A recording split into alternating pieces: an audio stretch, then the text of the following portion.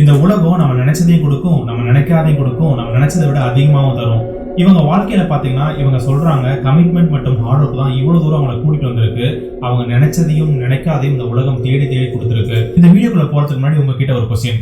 ஐபிஎஸ்னா யாருன்னு தெரியுங்களா? ஐஏஎஸ்னா யாருன்னு தெரியுங்களா? ஐஎஃப்எஸ்னா இந்தியன் ஃபாரஸ்ட் சர்வீஸா? இல்ல, ஐஎஃப்எஸ்னா இன்னொன்னு இருக்கு, இந்தியன் ஃபாரஸ்ட் சர்வீஸ். ஒரு பெண்மணி எப்படி ஐஎஃப்எஸ் ஆக முடியும்? ஒரு பெண்மணிலாம் ஆக முடியுமா? இந்தியன் ஃபாரஸ்ட் சர்வீஸ்குள்ள காட்டுக்குள்ள போகணும், மிருகங்களை பார்த்துக்கணும்.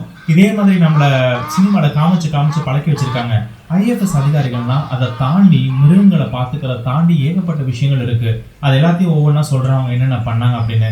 நம்ம இந்தியாவில் ஐஎஃப்எஸ் ஆஃபீஸ்ன்னு எடுத்தோன்னு வச்சுக்கோங்களேன், இவங்க ஒரு தவிர்க்க முடியாத இடத்துல இருக்காங்க. அந்த அழகிய ஃபாரஸ்ட்ல பச்சை பசையின வாசம், மிருகங்களோட சத்தம். உங்களுக்கு நேச்சர் பிடிக்குன்னா இதுதான்டா வேலை அப்படின்னே சொல்லலாம். இவங்க வாழ்க்கையிலையும் இந்த வேலை ரொம்பவே ஜாப் சாட்டிஸ்ஃபேக்ஷன் கொடுத்துருக்கு அப்படின்னே சொல்லியிருக்காங்க. இவங்க மிஸ்டர் சுதாராமன், ஐஎஃப்எஸ் ஆஃபீஸர், வண்டலூர்ல டெபுட்டி டைரக்டரா இருந்திருக்காங்க. இப்ப நம்ம ஸ்டேட் பிளானிங் கமிஷன்ல மெம்பர் செக்ரட்டரி. இவங்க வாழ்க்கையே ஒரு இன்ஸ்பிரேஷன் தான். இப்ப ரீசெண்டா என்னோட குழந்தை ஸ்கூல்ல ஒரு ஆனுவல் ஈவென்ட் நடக்குது. அதுக்கு சீஃப் கெஸ்டா சுதாராமனை இன்வைட் பண்றாங்க. அப்ப அவங்க ஒரு ஸ்பீச் டெலிவர் பண்றாங்க. அப்பதான் எனக்கு யாருன்னு தெரியும், இவங்க என்னென்ன பண்ணிருக்காங்கன்னு தெரியும். சரி, வீட்டுல ரிசர்ச் பண்ணி பார்க்கலாம்னு நினைக்கும் போது அவங்க ஏகப்பட்ட விஷயங்கள் பண்ணிருக்காங்க. ஒரு சில விஷயங்கள்லாம் கேட்கும்போது டிஃப்ரெண்ட் பெர்ஸ்பெக்டிவே கொடுத்துச்சு. ஸோ அதனாலதான் இதை உங்ககிட்ட சொல்லணும்னு ஆசைப்பட்டேன். ஒரு டிஸ்க்ளைமர், இவங்க வாழ்க்கையை ஒரு இன்ஸ்பிரேஷனா பார்த்தா இன்ஸ்பிரேஷன், லக்குன்னு பார்த்தா லக்கு, ஆனா மொத்தத்துல இவங்க ஒரு சிங்க பெண்மணி. இந்த வீடியோ முடிவுல ஒருத்தர் தத்தெடுக்க போறோம். அது யாரா இருந்தா என்ன, ஒரு சிங்கமா இருந்தா என்ன, ஒரு பறவையா இருந்தா என்ன, அவங்கள நாம தத்தெடுக்க போறோம். எப்படி தத்தெடுக்கலாம்? நீங்க இன்னும் அந்த சேனலை சப்ஸ்கிரைப் பண்ணலாம், மறக்காம சப்ஸ்கிரைப் பண்ணுங்க. உங்களை தேடி நல்ல இன்ஃபர்மேஷனை கொண்டு வந்து சேர்க்கறதுக்கு ரொம்பவே ஒரு சில எஃபோர்ட்ஸ் போட்டு பண்ணிட்டு இருக்கோம். மறக்காம உங்களுக்காக சேனலை சப்ஸ்கிரைப் பண்ணுங்க. சப்ஸ்கிரைப் பண்ணிட்டேன்னா மறக்காம கண்டென்ட்டை ஃபாலோ பண்ணுங்க. இது உங்களுக்காக. இந்த வீடியோவை நம்ம ஒரு 3 பங்கா பிரிச்சுப்போம். முதல்ல அவங்க வாழ்க்கை ஒரு இன்ஸ்பிரேஷன் ஸ்டோரி, எப்படி ஐஎஃப்எஸ் அதிகாரி ஆனாங்க. நம்பர் 2, இவங்க ஒரு தவிர்க்க முடியாத இடத்துல இருக்காங்கன்னு சொல்லியிருந்தேன். அப்படி என்னதான் பண்ணாங்க, என்ன சாதிச்சிருக்காங்க. நம்பர் 3, நாம இன்னைக்கு சென்னையில வண்டலூர் ஜூ போறோம்னா அவங்களதுல மிகப்பெரிய பங்கு அவங்களுக்கு இருக்கு. அப்படி என்னதான் பண்ணிருக்காங்க வண்டலூர் ஜூல. அதுக்கு மேல நம்ம கடைசியில நம்ம சொன்ன மாதிரி ஒரு அனிமலை தத்தெடுக்கலாம். அது ஒரு டிஃப்ரெண்ட் எபிசோட கூட பார்க்கலாம். ஸ்கூல்ல நல்லா படிக்கிற பொண்ணு நல்லா படிச்சு நல்ல ரேங்க் எடுக்கிறாங்க, எம்பிபிஎஸ் ஆகணும்னு ஆசை. அந்த டைம்ல பாத்தீங்கன்னா பிஇல கொத்தா போய் விழுந்தாங்க. அந்த கேங்ல நானும் ஒருத்தன். இவங்க கம்ப்யூட்டர் சயின்ஸ் எடுக்கல, அதுக்கு பதிலாக பயோ மெடிக்கல் இன்ஜினியரிங் படிக்கிறாங்க. அப்ப எல்லாம் பாத்தீங்கன்னா ஐடி கம்பெனில கொத்தா ட்ரைனிங் எடுத்துட்டு போவாங்க. ட்ரைனிங் எடுத்துட்டு போயிட்டு அப்பதான் வேலையை சொல்லி கொடுத்து ஐடி கம்பெனில ஏதோ ஒரு ஜாப் கொடுப்பாங்க. அப்படி இவங்களும் செலக்ட் ஆகி குவாலிட்டி அனலிஸ்டா போறாங்க விப்ரோ கம்பெனில 2 வருஷத்துக்கு. 2 வருஷமா ஒர்க் பண்றாங்க. பட் வாழ்க்கையில ஏதோ ஒன்று மிஸ் பண்றாங்க. அவங்களுக்கு தோணிட்டே இருந்துச்சு. எம்பிபிஎஸ் படிக்கணும்னு ஆசைப்பட்டாங்க. அப்புறம் பிஇ ஜாயின் பண்ணாங்க. இப்ப வேலைக்கு வந்துட்டாங்க. 21 வயசே அவங்களுக்கு கல்யாணம் ஆயிடுச்சு. கல்யாணம் ஆகி அதுக்கப்புறம் அவங்க வீட்டுல அவங்க ஹஸ்பண்டோட அப்பா இருப்பாங்கல்ல, மாமா, ஜென்டில்மேன், அவர் என்ன சொல்லியிருக்காரு, நீ என்னம்மா எம்பிபிஎஸ் படிக்கணும் ஆசைப்படுறியா, படி, நான் உனக்கு சப்போர்ட் பண்றேன் அப்படின்னு சொல்லியிருக்காரு. அந்த ஒரு ஃப்ரீடம், அந்த ஒரு சப்போர்ட் தான் மறுபடியும் சரி ஏதோ ஒன்று பண்ணலான்னு அந்த வேலையை விட்டுறாங்க. ரெசிக்னேஷன் அப்ளை பண்ணிட்டு படிக்க ஸ்டார்ட் பண்றாங்க.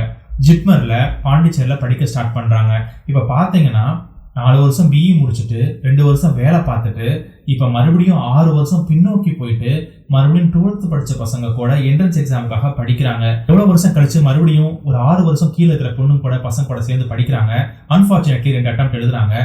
ஏதோ ஒரு ரீசனால ஃபார் சம் ரீசன்ஸ் அவங்களால கிளியர் பண்ண முடியல. மறுபடியும் அவங்க வாழ்க்கையில ஏதோ ஒரு யூனிவர்சிட்டி சொல்ல நினைச்சது.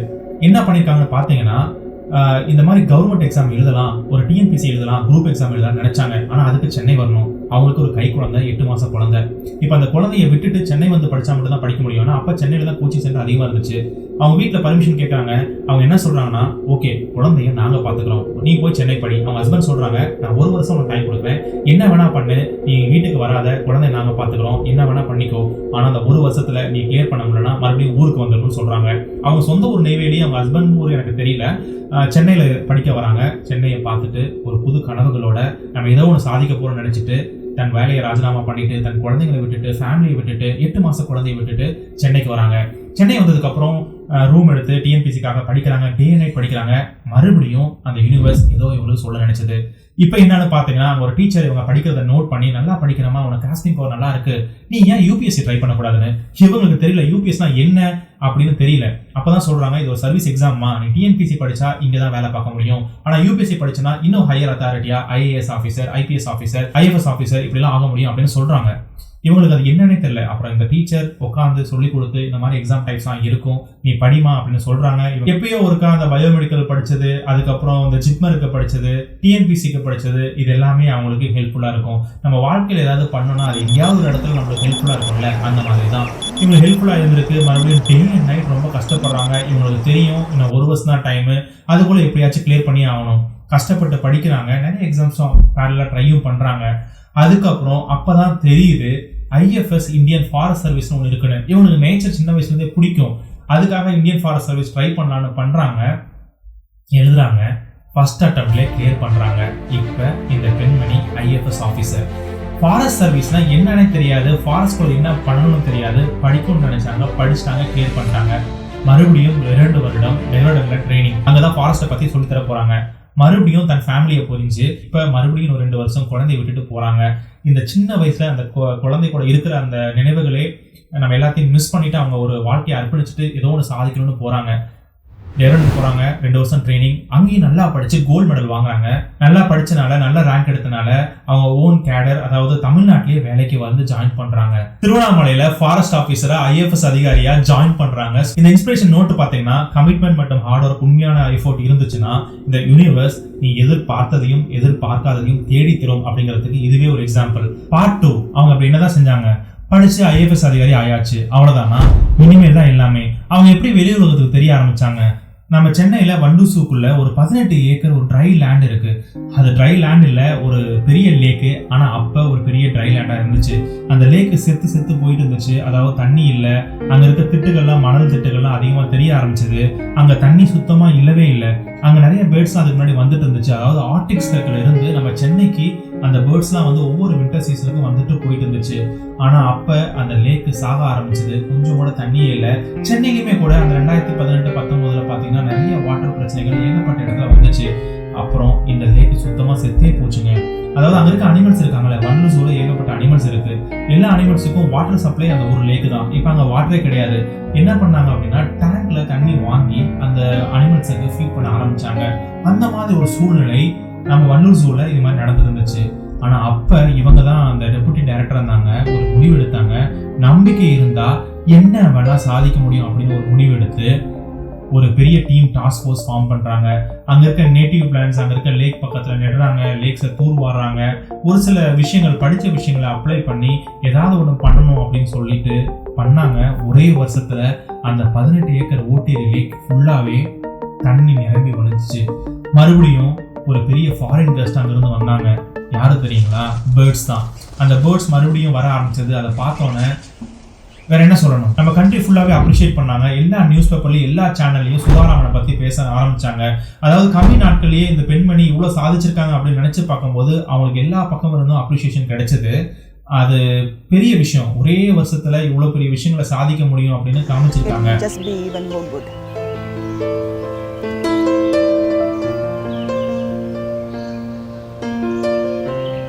இதை கேளுங்க, ஒரு அப்ளிகேஷனும் டெவலப் பண்றாங்க. விப்ரோட குவாலிட்டி அனலிஸ்ட் இருந்தாங்கல்ல, அந்த எக்ஸ்பீரியன்ஸை யூஸ் பண்ணி ஒரு அப்ளிகேஷன் டெவலப் பண்றாங்க.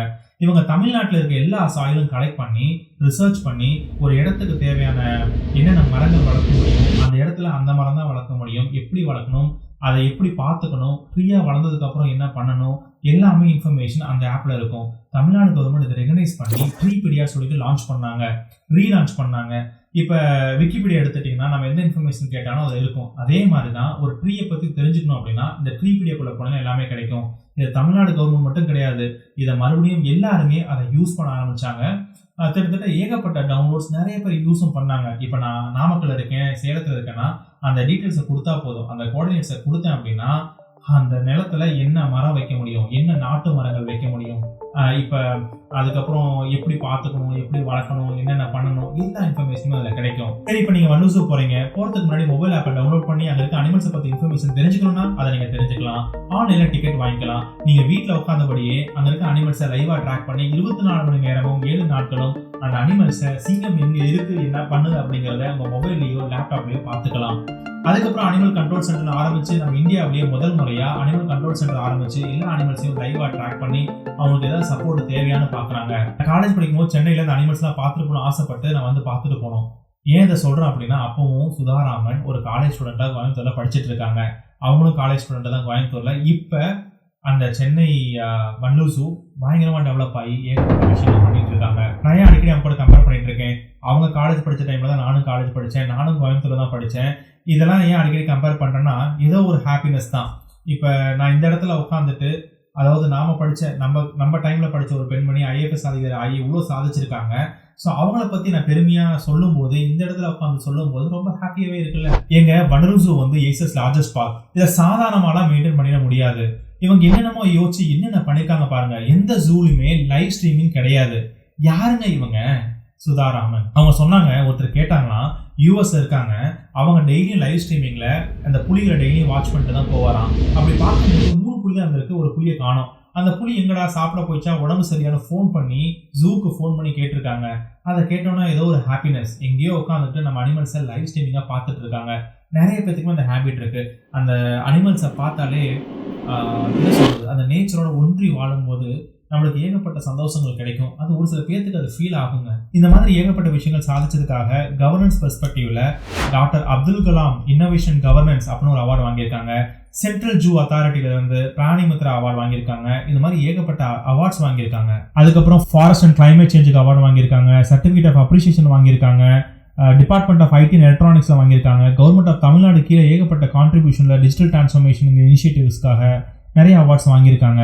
அது மட்டும் இல்லாமல் civil society organisation, woman achiever award, pride of Chennai, முகம் அவார்டு, சென்னையோட முகம் அவார்டு, இதையும் வாங்கியிருக்காங்க. வேற என்ன, படிச்சாச்சு, IAS அதிகாரி ஆயாச்சு, சொந்த ஊர்லயே வேலை கிடைச்சது, அதுக்கப்புறம் ஒரு லேக்கை ரெக்கவர் பண்ணிட்டாங்க, மொபைல் அப்ளிகேஷன் டெவலப் பண்ணாங்க, வண்டலூர் ஜூல ஏகப்பட்ட ஃபெசிலிட்டிஸ் கொண்டு வந்தாங்க, எல்லாருமே அப்ரிஷியேட் பண்ணிட்டாங்க. வேற என்ன பண்ண முடியுங்க? அவங்க என்ன நினைக்கிறாங்க, மக்களுக்கு IAS அதிகாரினா என்ன, IFSனா என்ன, இந்த மாதிரி ஒரு விழிப்புணர்வே இல்ல, ஒரு அவேர்னஸ் இல்ல அப்படிங்கிறதுக்காக அவங்க சோசியல் மீடியால ஏகப்பட்ட விஷயங்களை பேச ஆரம்பிச்சாங்க. ஒரு அனிமல் பாண்டிங் என்ன, இப்போ ரீசெண்டா கூட ஒரு வீடியோ, அந்த கும்கி யானையும் சாதாரண யானையும் எப்படி சண்டை போடுறாங்க, இது மாதிரி விஷயங்கள்லாம் காமிச்சாங்க. அனிமல்ஸ் கூட இன்ட்ராக்ட் ஆகிறது, இந்த ஜூல இந்த எலிஃபென்ட் கூட இன்ட்ராக்ட் ஆகிறது, இது மாதிரி ஏகப்பட்ட விஷயங்களை கம்யூனிகேட் பண்ண ஆரம்பிச்சாங்க. அது மட்டும் இல்ல, இந்த ரோட்ல இந்த ஒரு இடத்துல காமிச்சாங்க, நான் அந்த சோசியல் மீடியால காமிக்கிறேன், ஒரு பிளாஸ்டிக் ஆறு ஓடுது நம்ம ஊர்ல. இந்த மாதிரி விஷயங்கள்லாம் அவங்க கொண்டு வந்து மக்களுக்கு அவேர்னஸ் கொடுக்க ஆரம்பிச்சாங்க. It is not only about a forest. அதாவது நம்ம போற இடத்துல, ஒரு ரிவர்ல, இப்போ வீட்டில் பிளான்ட் நடுறீங்க, எல்லா சஸ்டைனபிலிட்டி ஃபேக்டரையும் மக்களுக்கு அவேர்னஸ் கொடுக்கணும் அப்படின்னு அதை கொண்டு வர ஆரம்பிச்சாங்க சோசியல் மீடியால. அவங்கள பார்த்து ஏகப்பட்ட IAS அதிகாரிகள் அதை பத்தி பேச ஆரம்பிச்சாங்க. அது மட்டும் இல்லைங்க, அதை தாண்டி IAS அதிகாரினா ஏகப்பட்ட பிரச்சனை இருக்கு. நிலம் ஆக்கிரமிப்பு, அதுக்கப்புறம் அங்க போச்சிங் நடக்கும், இந்த மாதிரி ஏகப்பட்ட விஷயங்களை அவங்க பார்த்துக்கணும். அது இப்போ ஒரு சில விஷயங்கள்லாம் ரீசெண்டாக நிறைய இடத்துல நடந்து இருந்துச்சு.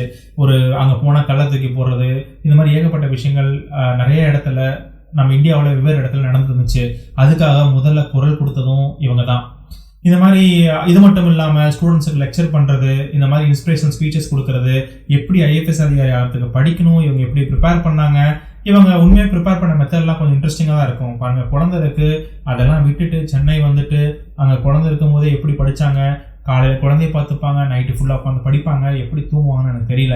இந்த மாதிரி ஏகப்பட்ட விஷயங்களை கஷ்டப்பட்டு பண்ணி பண்ணி பண்ணி இன்னைக்கு ஒரு பெண்மணி, ஒரு சிங்க பெண்மணி அந்த இடத்துலேருந்து இந்த இடத்த வரைக்கும் ஒரு IAS அதிகாரி ஆகி இன்னைக்கு இவ்வளோ பேர்த்துக்கு மனசில் நிற்கிறாங்க அப்படின்னா அது சாதாரண விஷயம் இல்லைன்னு தான் நான் சொல்லுவேன். ஒரு பொண்ணு கூட இப்போ ரீசெண்டாக இன்ட்ராக்ட் பண்ணேன். அவங்க என்ன சொல்கிறான்னு பார்த்தீங்கன்னா, அண்ணா நான் ஏன் 10th படித்தேன், நான் ஏன் 12th படித்தேன், நான் ஏன் MBBS 7 வருஷம் கஷ்டப்பட்டு படித்தேன், படிக்காமே இருந்துக்கலாம்ல அப்படின்னு கேட்டாங்க.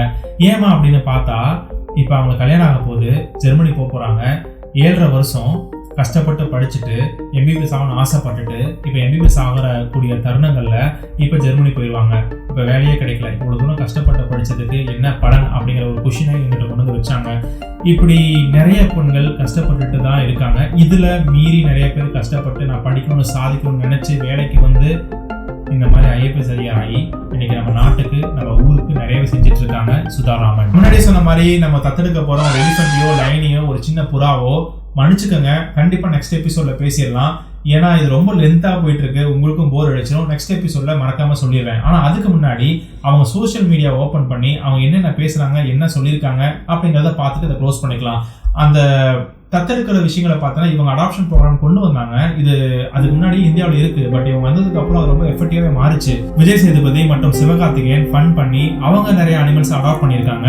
அந்த டீட்டெயில்ஸ் எல்லாமே அடுத்த எபிசோட்ல மறக்காம போகலாம். இதான் சுதாராமனோட page.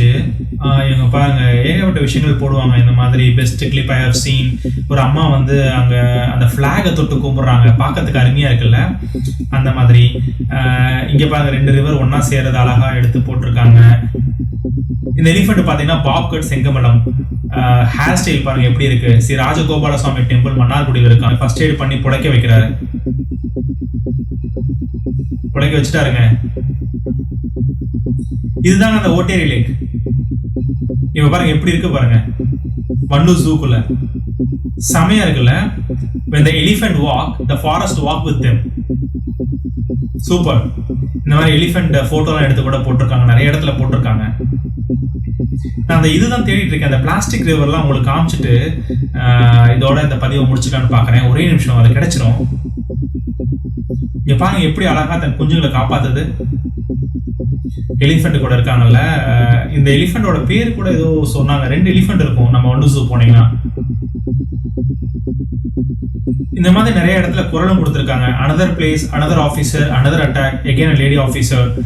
Why is this incentiveness towards forest? Please understand, forest staff work for you and your children's air, water and environment. We cannot leave those. கிடைச்சிச்சு. Here the one, the other plastic river, water site, no words to say. எப்படி plastic water போகுதுன்னு பாருங்க. இத்தனை இது குப்பைகள் எங்கேயோ ஒரு இடத்துல அடைஞ்சு கிடந்து எல்லாம் எடுத்து விட்டதுக்கு அப்புறம் போகுது. எவ்வளோ பிளாஸ்டிக் டப்பா பாருங்க.